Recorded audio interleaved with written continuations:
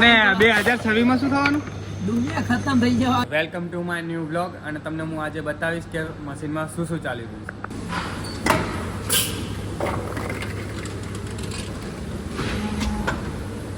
આ છે સેન્ટના ઢક્કન.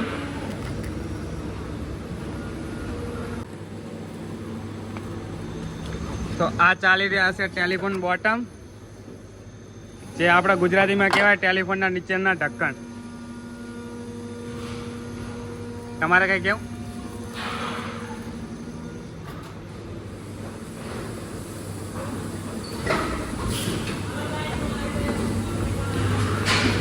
આ છે બેડલક, ખાટલાના પાયા.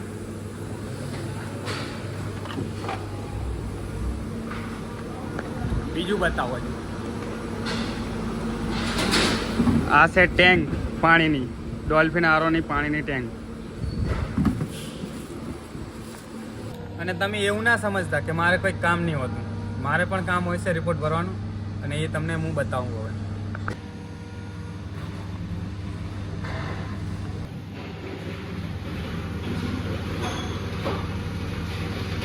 મશીન બગડ્યું હતું તો હું આવ્યો તો મશીન હમું કરવા. તમે જોઈ શકો છો.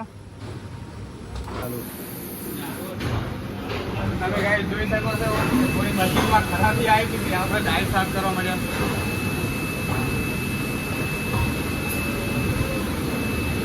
થોડી સિલ્વર લાઈન આવતી હતી, તો સિલ્વર લાઈનમાં તો તમને ખબર નહીં પડતી હોય કે શું કહેવાય, તો હું તમને બતાવું. આમાં દેખાય? આમાં નહીં દેખાતી, પણ તમને બીજા જો આને સિલ્વર લાઈન કહેવાય, જે ખરાબ પીસ છે. કે આવો જોઈએ કમ્પ્લીટ. ઓકે, મશીન બગડ્યું છે તો અમે હવે બહુ ઠીક કરવાની કોશિશ કરી, પણ ઠીક થયું નહીં, તો આપણે કરીએ છીએ બંધ. ચલો.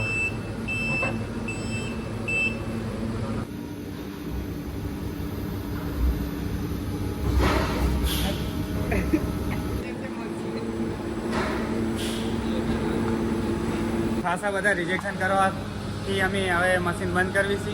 જોઈ શકો છો તમે.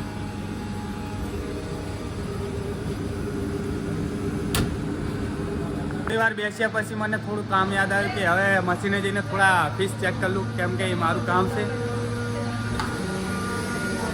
એ ભાઈ, આ ઘરની કંપની નહીં. અને 2026 માં શું થવાનું? દુનિયા ખતમ થઈ જવાની, જીવવું જ નહીં. આપણે ફીસ ચેક કરી લેવી. ફીસ ચેક કરવા આવ્યા હતા તો ચાલે. તો 2026 દુનિયા નહીં ખતમ થાય, કારણ કે આપણને છે કોઈ બચાવવાળું, જે બચાવી રહ્યું છે એ તમને હું દેખાડું. ચલો.